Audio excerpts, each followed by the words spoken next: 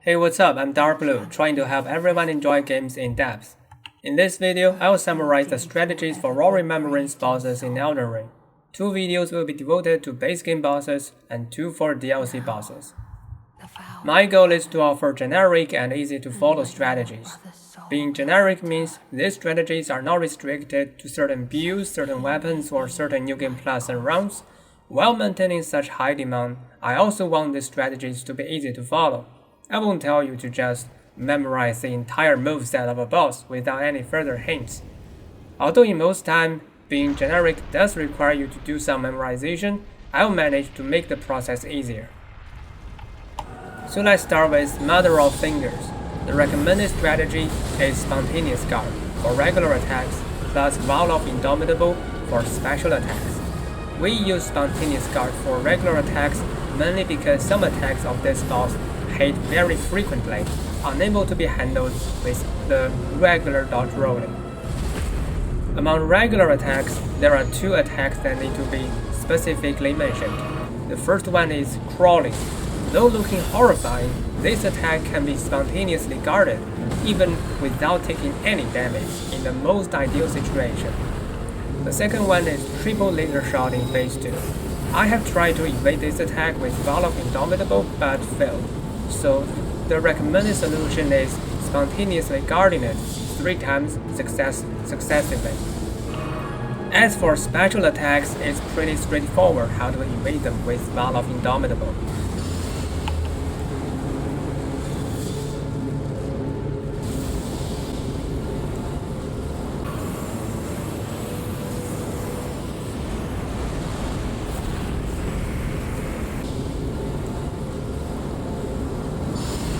Messmer.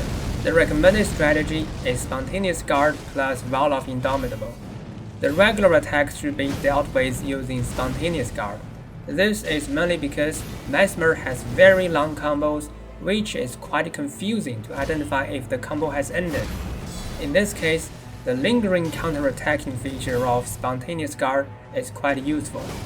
So basically, after a guard, you can wait for a little time before you do the guard counter, which can be used to observe if the combo has really ended. The other advantage of using Spontaneous Guard against Messmer is related to his slow attacks. If you dodge roll instantly after seeing the pre-attack animation, you will just be hit by the slow attacks. But if you replace the dodge rolling with Spontaneous Guard, you'll still have the chance to fix the mistake guarding again at the proper timing.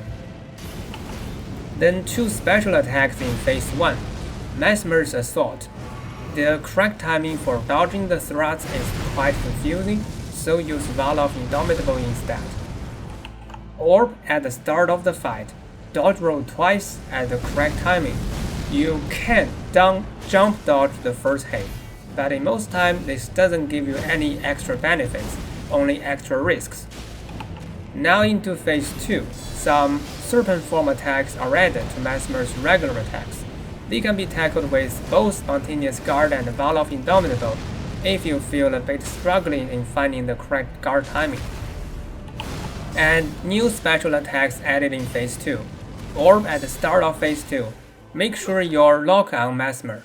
Then, when the glowing point indicating your lock-on location is out of the screen, dodge roll once. Then dodge roll again after a small interval. Note that this interval is slightly longer than that in the Phase 1 orb attack. Serpent Form Special Attack. The initial energy burst has very long attack frames, unable to be covered by Vow of Indomitable, so you need to retreat from Messmer in time. Then Vow once, block once, Vow once again. In the end, Messmer will use either Messmer's Assault or the Orb attack, which can be dealt with based on the same strategies as their individual versions. Scent of Blood. Some attacks hit too frequently for the basic dodge rolling, so our strategy is Spontaneous Guard. I believe it's quite easy to know the correct timing for Spontaneous Guard. The only exception might be the triple diving hits combo in Phase 2. This attack is better tackled with dodge rolling instead of spontaneously guard. Specifically, you are advised to roll backward with the last hit of the combo, so that you can approach the boss quickly.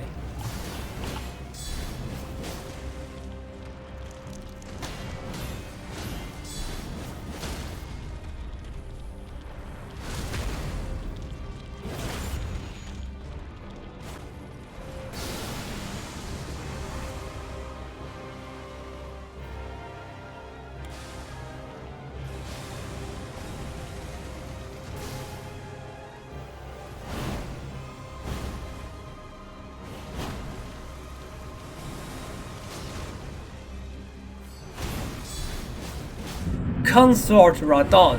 Well, I can give you two recommended strategies. The first one is Spontaneous Guard, paired with Resolve skill. Its advantage is very high damage output. However, you may accidentally be hit by the light pillars in phase 2 due to complex factors such as angle, distance, and knockback combined together. Therefore, you need to deal very high damage to kill Radahn before he kills you.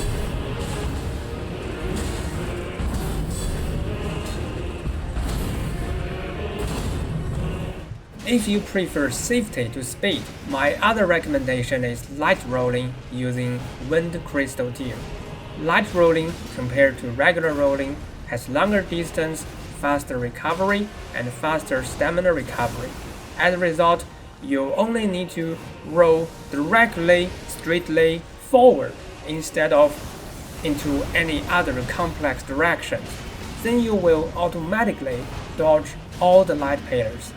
Furthermore, if you dodge the first two hits of the Blood Flame attack, you will automatically be positioned in the safe zone with respect to the third explosion hit, which is another advantage.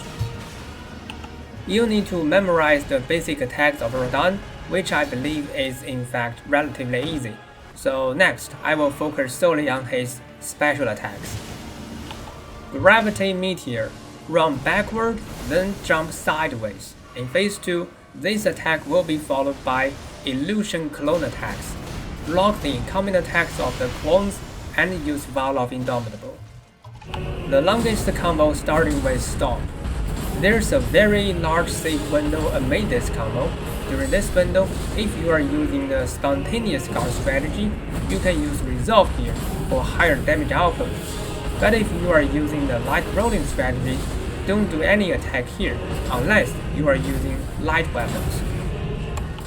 The AoE light pillar attack used at the start of phase 2. Just use Raptor of the Mist. The correct timing is slightly after when all the sounds become quiet. Falling Star attack used near his death. You need to run away from your initial position as he starts this attack as far as possible. In most time, this means running towards the edge of the field. You may consider taking this chance to summon a spirit.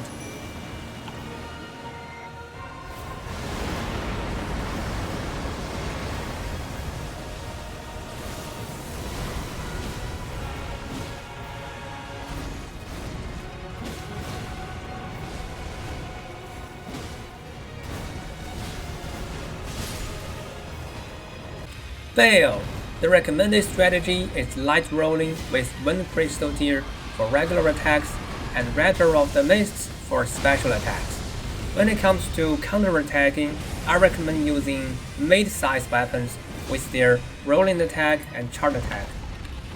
I'll just skip out the Fire Breath attacks, which can be easily dodged with light rolling, and directly go to its melee combos. Double Sweeping, a relatively easy combo. After rolling twice, you can do a charge attack. Dash and Tail Sweeping. After rolling twice, do a charge attack. Grab attack. Roll backward and do a rolling attack. Then, Bayle will use the first double sweeping combo, which can be tackled the same as individual double sweeping combos. Maul. Roll backward once and observe if the combo is still going on. If not, do a rolling attack. The Shouting combo. Roll forward once and then roll to the 1 o'clock direction. Flying Slam. The dodge timing is a bit confusing. You cannot wait until you see Bayle coming down, which would be too late. You need to dodge roll when you see Bayle stretch his feet. In Phase 2, this attack will transform into Great Flying Slam, which is in fact easier to deal with, and will be introduced later as a special attack. Flame Lightning. After the initial hit, Bayle is likely to repeat the strike. Then there are many variations of the succeeded combos after the first 2 hits. Yet basically, these variations don't add too much work to your memorization. In Phase 2, lightnings will strike a few seconds after the Flame Lightning attack, so you need to make sure you are not in the dangerous zone. Generally, rolling to 1 o'clock's direction is likely to send you out of any possible dangerous zone. The Great Sweep. After the initial attack, Bayle will use more ones, which should be dodged by rolling forward. Afterward, the combo will transition into a downward breath, after which you can land a jumping heavy.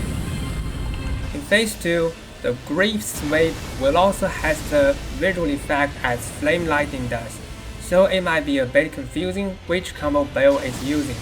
You might want to pay extra attention to distinguishing them. Next, into special attacks, Bayle's Tyranny, used as phase transition.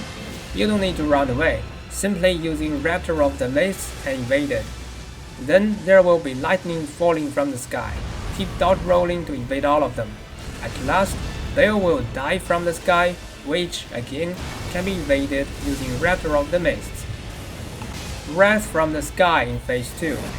Use Raptor of the Mist to evade the first hit, then keep dodge rolling sideways as soon as you land in order to evade the second hit. Great Flying Slam in Phase 2. First, dodge roll the first landing hit, and then do a rolling attack, and finally use Raptor of the Mist to evade the explosion.